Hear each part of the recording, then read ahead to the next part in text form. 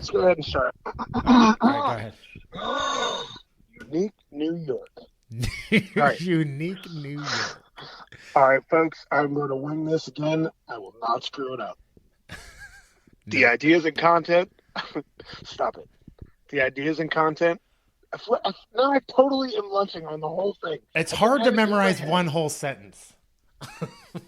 Okay, here we go. I got it. I got it now. Remember? All Yeah. right, I got it. The ideas and content expressed in this podcast are our own and do not reflect the views or opinions of any current or previous employers. Perfect. It's perfect. You I mean, nailed it. close to perfect. It's close to better than perfect. last A couple weeks ago, you said employees, which makes me laugh every time I think about it. Anyway, so welcome back to Construction Manager Podcast. We got a great episode tonight. It's really Important amazing, really important, and it is. I'm going to tell you. So guys, today we're going to talk about frame checks, and it is so critically important. I have, through the years, I have seen firsthand disasters because people didn't actually go in and make sure the house was good before they put the drywall up or whatever. So we're going to talk about that today. But first, Jason, I got to tell you, I watched a show. We talked about this a little bit, but I watched a show called The Hunt on the History Channel. Oh, yeah. All about bear hunting in Kodiak.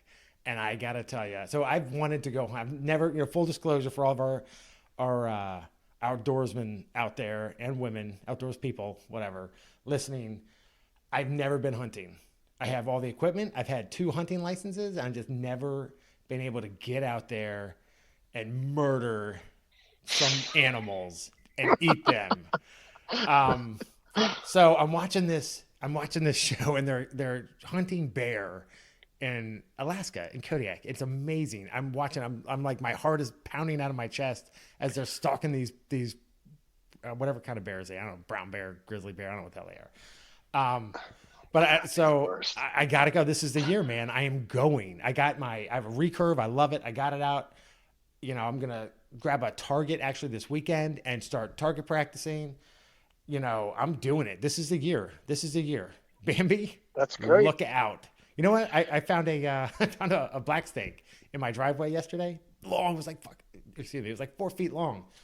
And I was looking at it and I was like, "You're number one, mother effer." You know they eat all the rats, right? Oh, dude, he had lumps all over his body. It looked like he'd been to like a mouse smorgasbord. So Right. I just brushed him into the bush and was like, "Get out of here, man." I love when you are super passionate about anything. I love to hunt.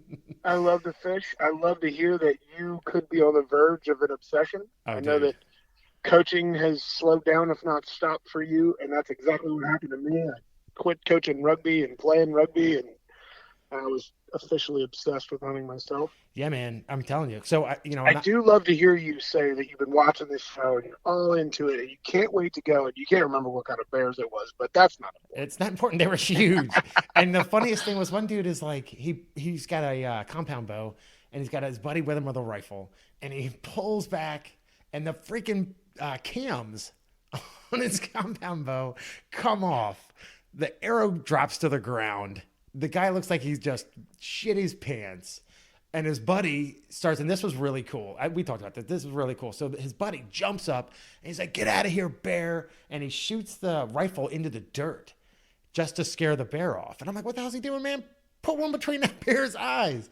And, they interview the guys afterwards and like, what happened? And he's like, "Look, we came here to go bow hunting. And the last thing we want to do is put a bullet in a bear. We want it to be an arrow. That's why I shot into the dirt, just to get that bear to get out of here, and we'll try again later." And I was like, that is super cool, man. That is having a goal and just sticking with it no matter what. Yeah, and not willing to sacrifice the goal. And a lot of times those seasons are different and stuff too. I'm a bow hunter myself, so I definitely enjoy the challenge. Dude, let me tell you something. Some animal out there doesn't know it, but I got his number.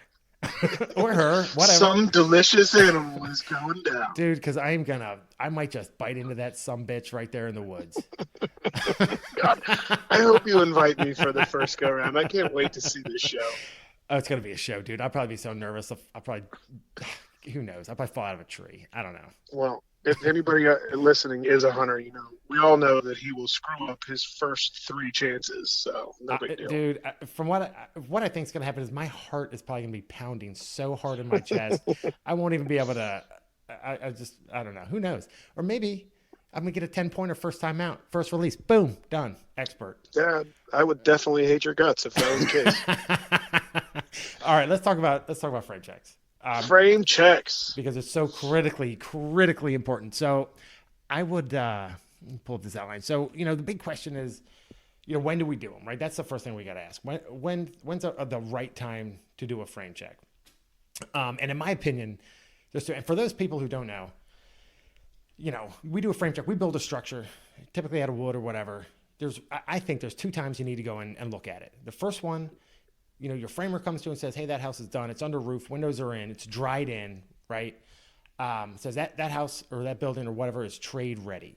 So you go in there, you walk it, you make sure every option that's supposed to be in there is there. It's truly dried in. All the windows, the doors, the roof, everything is complete in the house. We talk about critical dimensions. You're measuring your bathrooms to make sure that whatever size vanities are going in there will fit.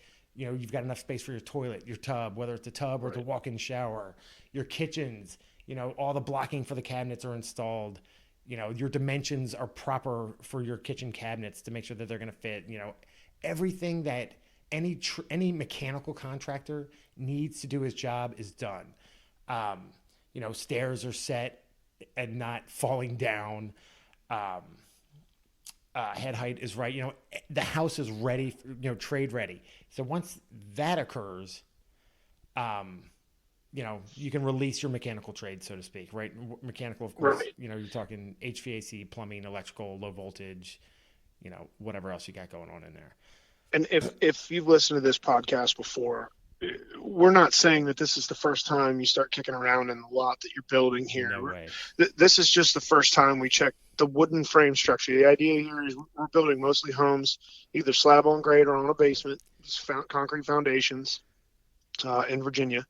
And once you start, that first bottom plate and then frame it up, most of the time, Damien and I are working with panelized construction for the majority of what we build at our company.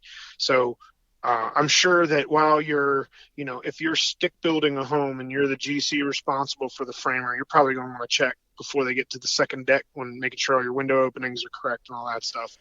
With a panelized build, it's already built. We're just assembling it. So no matter what, you're going to go back and make changes. If your window openings are wrong, you're not going to stop everything when you're standing up one first floor wall and go back and redo it. You're going to put the whole structure together and then you're going to make adjustments. So what? I totally agree with you. In a panelized framing scenario, get it all under roof, get it all situated, do a frame check before trades to make sure that things are in place for those trades to come in. That brings up a really good point. So one of the things that we should probably mention is the difference between, most big production builders are panelizing their houses, which means the walls are being built in a factory and then driven out to the job site. The framer then picks them up and stands them up, right? And he's got almost like a map of where they go. So he's got a big picture, like plans, opens it up and it says, okay, panel number 1 goes in, slot number 1, panel B, blah, blah, blah, blah, so on and so forth. But one thing that we didn't talk about, so if you're stick framing a house, and it's really important for both panelization and stick framing, is to have that pre-construction meeting with the framer and go over and say, hey man, here are the plans, here are the options, here's anything special that's going into this house before they start framing, so they don't have to. So with panelization, typically they're going to have that first. So all your options, hopefully, are going to come out in the panels. They can stand it up. Anything special, any special requests the owner has asked for is already in it. But with stick framing, It's a little bit different. So you got to have that meeting and say, here are the options. Here is what we're changing about this house, or here's what we're adding to this house, so that as they're building it, they get those options. Because you don't want to build the whole structure, then find out, oh, you know what, there's a bunch of options that got missed. Now I got to go back in here and rip walls down, move doors, move stairs, add rooms, so on and so forth. So planning is super critical. So, sorry, let's jump ahead here. So let me back up. So one of the main reasons you want to make sure that house is trade ready, and I've seen this a million thousand times, is if you don't, your trades are going to run through that house. They're going to put all their mechanicals in place. And if you find out, like, oh, I have a bathroom that we reconfigured. Well, now your HVAC, your electrician, your plumber, everybody, your framer has to go back into that room, rip out their materials, rip out their finished high quality work, change it. And you don't get the same quality when you're ripping stuff out and reinstalling it, in my Yeah, opinion. and another thing is when your customer sees that, they just lose faith in what you're doing. It makes Amen. it so that it's hard to, to keep that confidence level that the guy who's running the show is doing things correctly. Right. And if you've watched any of our YouTube videos, confidence, talking about, you're the expert, you need to maintain that confidence. That is critical. It's critical because the second you lose, for me, if I go to a mechanic and get my car worked on or whatever, and he doesn't know, what's the difference between the front seat and the back seat, and I'm like, what? Really, dude? I'm taking it somewhere else. If he says, hey, if he tells me there's something wrong with my engine, I'm like, hey, dude, it's a hybrid. And he's like, oh, I didn't realize. I'm like, bye. I'm never coming back here. You got to have Right. confidence in the people that are working on your houses, your cars, or, whatever. Anyway, so the house, your building, it's trade ready. Boom. Your trades are going to go in there. Jason, what are your trades going to do? See if we're on the same page. What do you mean? What are the trades going to do? They're They're going to going to come in. damage your Oh house. yeah. There's nothing If you're better. talking about if you're talking about what kind of problems happens as the trades go through the home, that list is long. I mean, there could be a whole bunch of different things. Sometimes, a trade partner will pull things out of the way because the way it's framed doesn't work for their trade. Yeah. With the idea that you're going to come back and box around their ductwork or finish, pad on a wall or a plumbing stat goes or something along those lines. Dude, it, Um, it never fails. Sometimes I feel like you've seen, and I always like to point out the precision HVAC technician with his chainsaw cutting holes yeah, if you're through. pull starting your tools, folks, Dude, you're yeah. probably not precise. Yeah, precision and a pull start probably don't go together. But man, you see it all the time. So, and sometimes I get the impression that some of these mechanical trades think that, you know, lumber in their way is just an inconvenience, and it's okay to just rip it out of the ceiling and leave it on the floor, or punch a hole through it, or whatever. Um, so anyway, we'll fast forward a little bit. So all our trades go through, right? We got our HVAC contractors gone through, installed all this duct work. Typically, it's furnaces, heat pump, or both, or whatever. The plumber's gone through. They've run all their plumbing lines. They're set all their tubs. They've got their gas, installed or whatever. Everything's stubbed out to the meters. Electrician's gone through and cut a bazillion holes everywhere. He's all done. He's all boxed out, we call it. So he's got all his outlet boxes, all his recessed lights, all his surface mounts, whatever. They're all installed in the building. Your low voltage guy comes in. He puts all the cable stuff, whatever, all the WAP I'm seeing all over the place. What does that stand for? I don't even know. It's like I don't know. Cell boosters. Who knows? Who cares? Anyway, this is not a show on technology.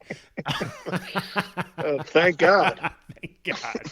But you get all your in some cases, a lot of people install cameras, all kinds of gizmos and stuff people are putting in the houses these days. Your network box, that sort of thing. Sprinkler guy, if your house is sprinkled or whatever, they come through, do a bunch of damage. Right. So anyway, so this is so they're all done, right? Everybody's like, hey, I'm done. It's time to get inspections. So this is, in my opinion, it's almost, it's as important as that first one, right?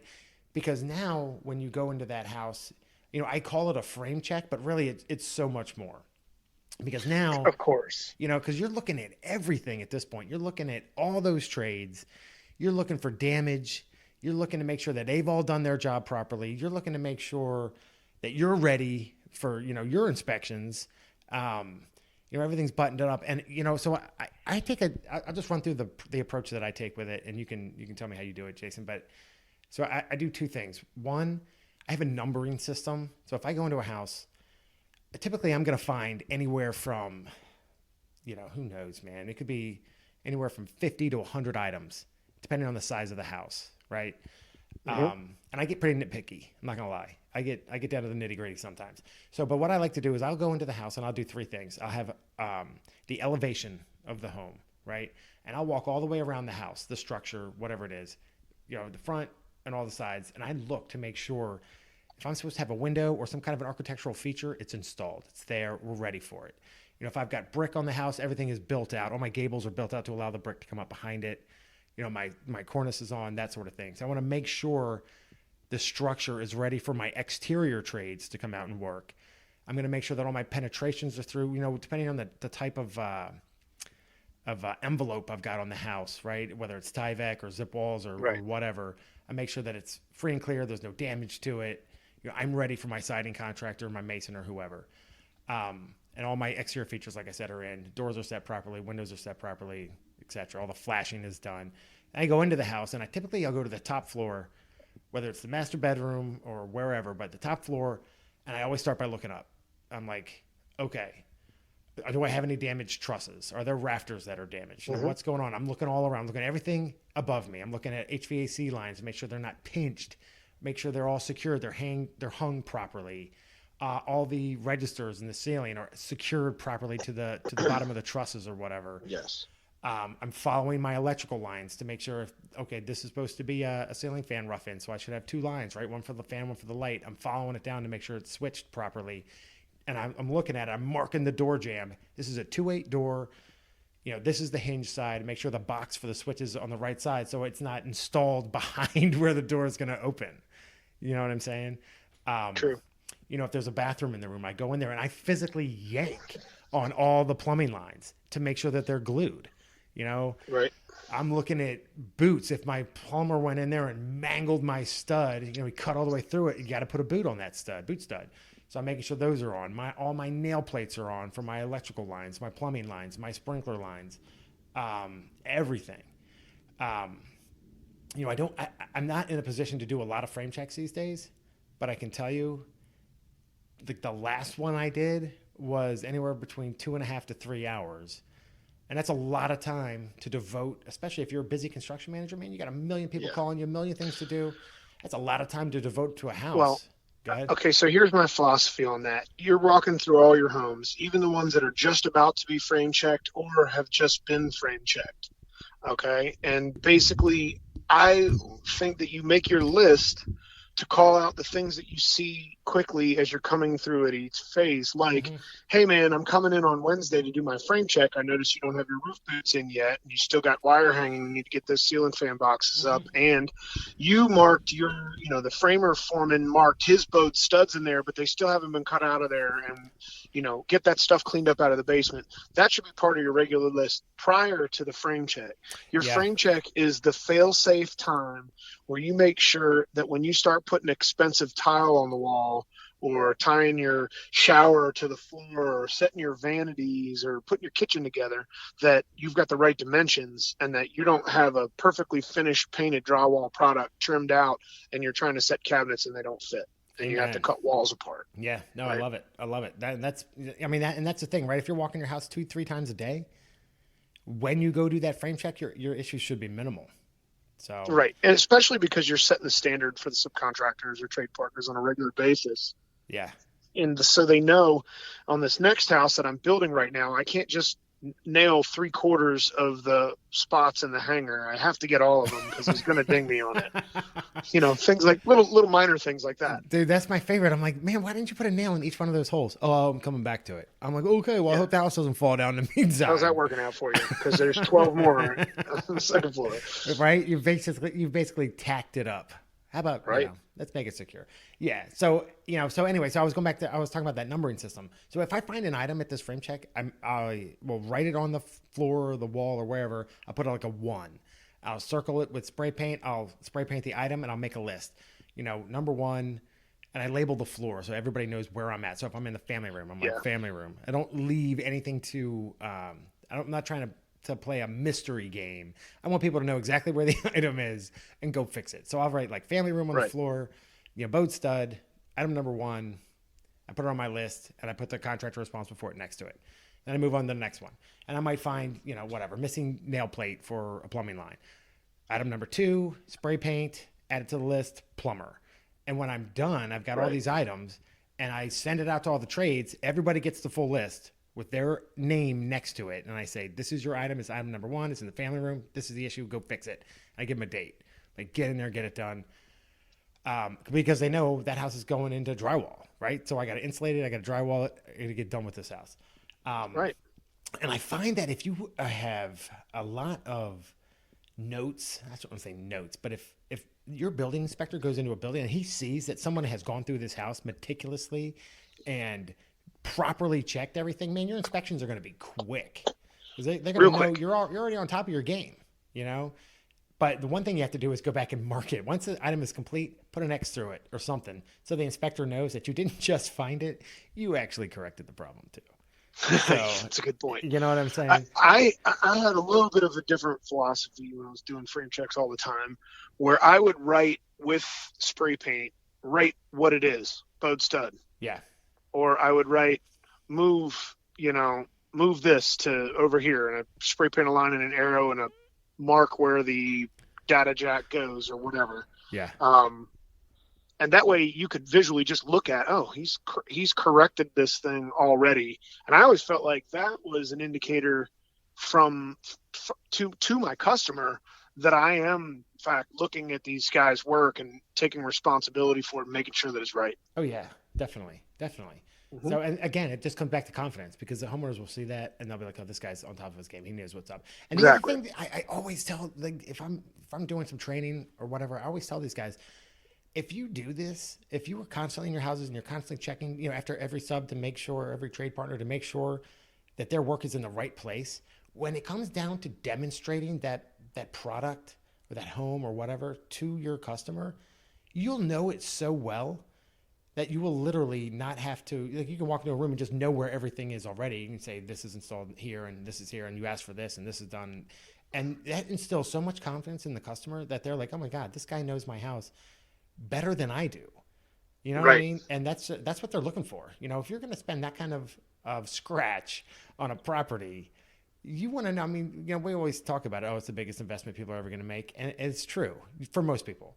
I don't know what kind of investment Trump's making, but probably bigger than a house. Anyway, so Slightly. and it goes a long way, I think, to when you're if you know the product that well, when you're demonstrating it, to just know it like the back of your hand, it just goes a long way. What Definitely. kind of issues have you come up with for houses that haven't been properly frame checked, Jason? You ever have any Oh, issues? yeah, never, unfortunately. No, I've definitely had issues. I've had issues in houses that I was the CM on. I've had issues on ones that I frame check and just miss something slightly, and Oh yeah. you run into it later. Vanities with vanity extensions and fillers. How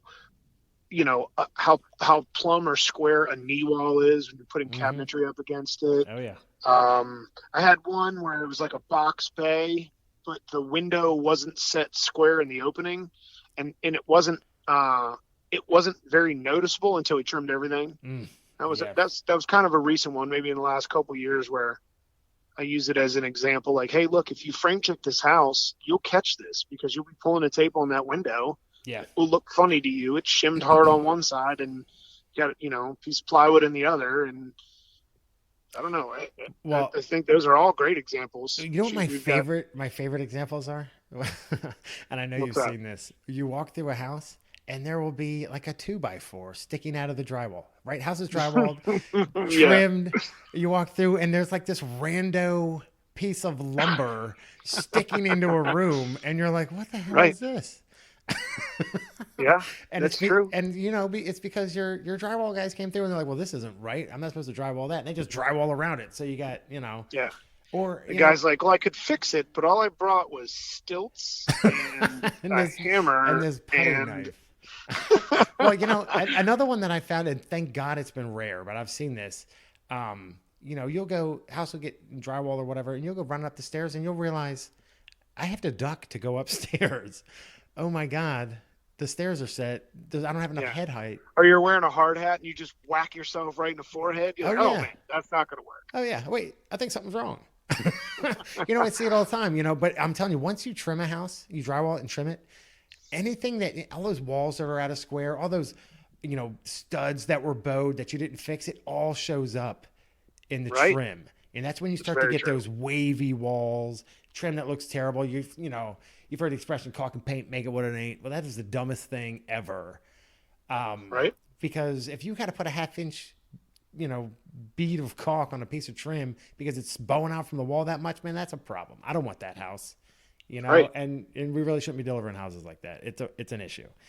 Yeah, So it's the small things that show the notice. The distance between casing in a corner, or the gap at the bottom of your door, how a square piece of tile sits from the bottom of the tub, to the top of the wall. yeah, Those are the things that'll jump out at you, when you're finished putting a whole wall of tile up. That's when you notice how out of square it was. If you aren't frame checking your houses, I mean, yeah, you can pull a tape on that, figure it out quick. real quick. But you can use. I'm going to try and say it. Pythagorean's theory, maybe. Not I don't know. it's the Pythagorean theorem, There it is. and you should never take like numeric advice from Damien. You should Ever. really just listen to his vague, like, overall blanket advice. It's true. Or you can just use a framing square. You know, jam Right? it in a corner. Oh, this is good. Yeah. Yeah. Oh my God. Thank God it's the weekend. uh, Anyway, all right. So I think we've talked about that enough. It's super important, guys. It's critical. If you're building something, you need to get in it obviously every day. But there are, you know, we had a podcast where we talked about critical path inspections, that sort of thing. You know, before your mechanical contractors start and after they're done. Those are two really important areas where you got to get into that building. You got to really use a critical eye. You know, I consider it almost as you're walking every day, you're kind of looking for big stuff, big picture items. Got to fix this, got to fix that. When you're doing one of those inspections, you're really, especially after your mechanical trade has started, that is a focused inspection. You are looking at everything down to, you know, nail plates. You know, you need to make sure that that structure is sound, mechanical installation is good, it's clean, and you're ready to move on to the next phase of construction. Super right. important. Um, all right. And the things that we're saying here are the big picture, vague things like we talked about. It will help you get through to your inspection with your county or your local municipality, Yep. but it won't help your finishes. There's got to be a list in your company with your senior manager where they have followed it for years. That's what you should be seeking out. I Yeah. mean, there's 300 or 400 things that you should be looking for in a frame check. We mentioned 20 of them today. Oh my God. Yeah. You nailed that. You're absolutely right. Pardon the pun. Hey, you know, here's something funny. I had a guy. This was years ago. I just thought of it. We had just drywalled this building, and I was like, "Hey, man, go in there and make sure all drywall looks good." I was a junior guy, and he's like, "Yeah, no problem. I got it." And he had seen me writing with a black marker on a frame check, right on studs, right on floors, that sort of thing. Excuse me. So he goes in there. So like an hour later, I'm like, I'm gonna go check on this guy. And I walk in there, and he had written with black magic marker all over the walls. And I was like, "What are you doing?" And he said, What are you talking about? I found some issues, so I'm just marking them up like you do." And I was like, "No, dude, I do not write on drywall with Yeah. black magic markers." I was like, "Our painters are gonna have to paint this wall 6 times." And he's like, "Oh, my bad." I It's just funny. Anyway, so here's the thing. So we keep talking about we've gotten a lot of we mentioned our live event coming up. We've got a lot of people that have asked, when is it, where is it, give me the details. We're still finalizing them. We're trying to make it awesome. So I don't want to put anything out there yet. But we're working with I don't want to call it a veterans organization, but it's an organization that helps veterans. Um, and we're trying to finalize everything. So be patient. I've gotten a ton of people that have asked me about it. Be patient. As soon as we finalize everything, we're going to roll the whole thing out. I'm hoping it corresponds with a construction project that they're working on, but it would be awesome But as soon as we get the details finalized, we'll put it out there so that everybody can make arrangements to come. Travel probably from overseas to attend our event. Fly in from the West Coast. So you're here from Indochina, huh? That sounds great. Awesome. How long did it take you to get here?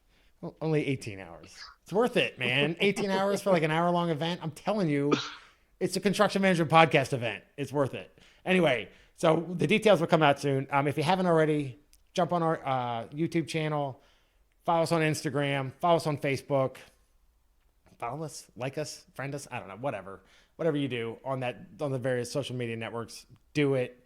And that's all we got. That's the show for this week. Jason, you got anything else? That's it, man. That's all I got for this week. Awesome. All right, buddy. I'm gonna go and get my target and practice bow hunting in my backyard. And just biting rabbits and squirrels until I can put it All right. Oh my God, I can't wait to be part of this. I know. Awesome. All right, thanks guys. We will talk to you later.